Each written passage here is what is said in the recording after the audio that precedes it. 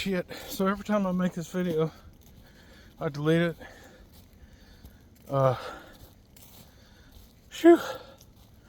Right here on a 6-mile hike, about 5 miles east of Bloomington, Indiana. Pate Hollow Trail, Paintown State Recreation Area. And, phew. The good part of the trail that goes by the lake, I already passed. I had a video, but I deleted it. Didn't like what I said. I listened to it over again. But, man, day after Christmas, like 60-something degrees out here. 6 miles, you know, I did a 10-mile hike the other day, but I had to take a couple of breaks. 6 miles really ain't that much if you know, for your active person. But you know, when you smoke, I took up smoking again about 3 years ago. I smoke about 5 a day, but I don't know, probably ought to quit. Anyways, yeah. So every time I talk about this, I can't help but to express the fact that I used to work at IU Athletics. And I've still not recovered from that job. Like, I quit about 8 years ago. But, you know, I had put 5 years in there, and it was like the most toxic job. Just suck you dry type of place. And I quit.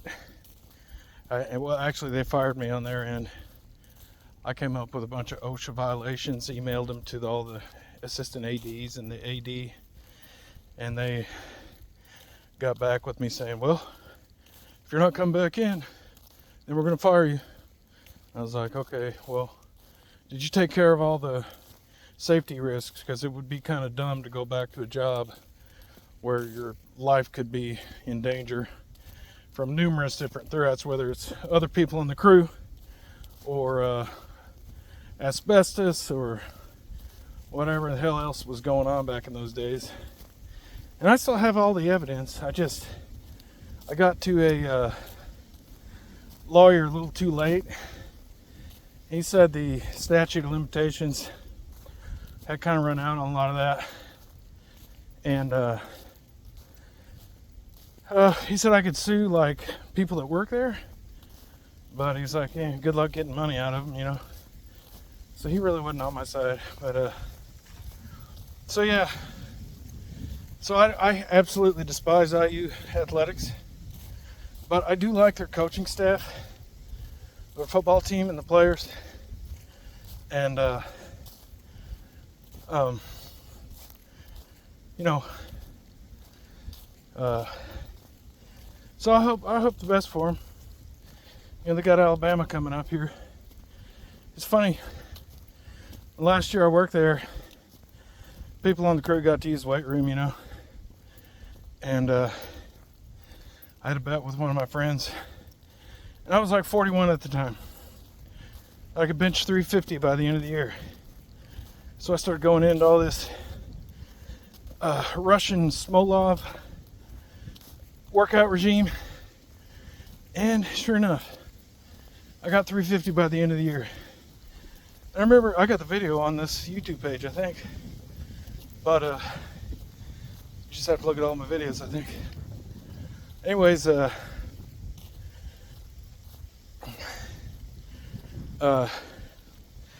remember going through the football locker room, and they had, at that time, like players' names on the wall and what their max was on bench press. And literally, as a 41-year-old man, I was benching more than some offensive linemen. No freaking joke.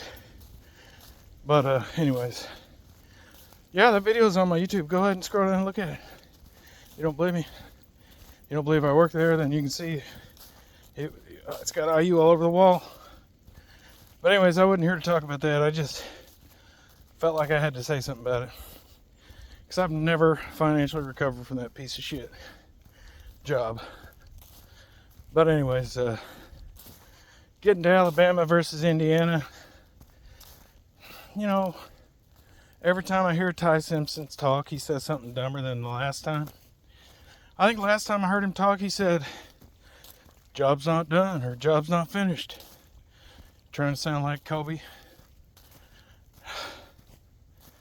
I was just like, are you serious? You guys aren't the Lakers, you know. Sorry. And I think the time before that, I heard him say every SEC team should be in the playoffs. I mean, this guy's not too sharp. Seriously. He is dumb. I mean, he's not that sharp. He can be a damn good passer. I'll admit that. But if your leader's kind of brain dead like he is, I'm not saying he doesn't have potential to be smart. I just feel like some of his marbles are misplaced right now. Like, he may get them back, you know, I don't know. But, and DeBoer, I mean, that guy just looks like a jackass, you know? I mean, hey, how you doing? I don't think he says the stupid stuff like the other guy, but he looks like a jackass. Just look at his head, look at his face, look at his crooked smile. I mean, there's not much going on in these guys' minds, but they do have extreme amount of talent. And so I'm going to say, you know,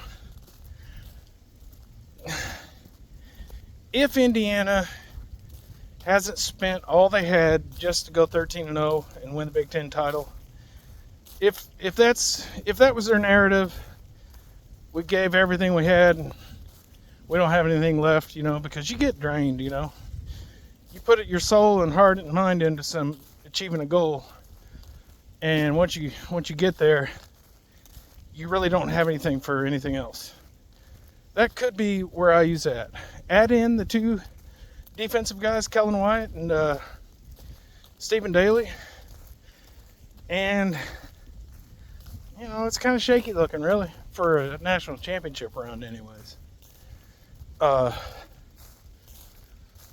But if their narrative is they're going to compensate, you know, for what they lost in those defensive guys, and we might not be as good, but we'll be close to being as good, and maybe they'll get their kicker back. I think they had a kicker that was kind of out, a kickoff specialist. If he comes back, you know, pin him deep every time. I don't know. I think IU can win against Bama, you know. But I just don't know they're going to make it too much farther than that. You know. Because I literally don't. I think the narrative is they gave as much as they could just to win the Big Ten championship. That's what I think the narrative is. I think they should still beat Bama, but I won't be extremely shocked if IU loses that game.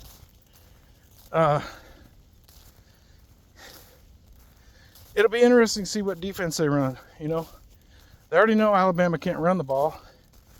Maybe you just insert another linebacker. A mid guy, like in between size of a linebacker and edge rusher type. Because Bama can't run the ball anyways, you know. Focus on stopping the pass. And then buy yourself another win, you know. As far as the other side of the bracket, Ohio State's really going to have to show something here. Because their stock has dropped, in my opinion. Vegas still betting on them. But last year you had Will Howard. He brought a whole lot of experience to that team. And you had a lot of Ohio guys. Jack Sawyer. They wanted it, you know. And desire is just as important as talent. If you add two together, then you had what you had last year at Ohio State. But so ultimately, it's too hard to judge right now. It's too hard to fill out a bracket because you don't know what kind of Ohio State's going to show up. You know, Julian's saying he's got a lot of potential, but he doesn't have the, you know, he's not been put into the fire, so to speak. You know, he doesn't have that experience. And that's why I question maybe Lincoln Kleinholz would have been a better option to start this year. But, because I think he's got a lot more, as far as, yeah, I don't know, maybe that's a bad idea. I don't know, but yeah, so it'll be interesting. See what happens. But if I had to pick right now, I think Ohio State's more talented than Georgia. I mean, offensively, they are more talented than Georgia. Their offensive line is questionable to me. Their defense is more talented than Georgia's. Anyone will tell you that, except for Kirk Herbstreit and Reese Davis. And I do not want to watch those guys call the IU football game, because, you know, Herbstreit and Reese will be all gushing over Alabama and the SEC. That's all you'll hear. I hope, you know, they would just get it over with and go down there on the field and invite one of the players up into the suite at halftime, you know, so they get it on, you know, get them some. Maybe they'd shut up after that, you know. But anyway, yeah, that's just my first thoughts on this game. It will be interesting to see what happens. So may come out with another video. I know you guys are probably waiting on it. I'll try to get it off the presses and get it out for you, okay? Don't rush me.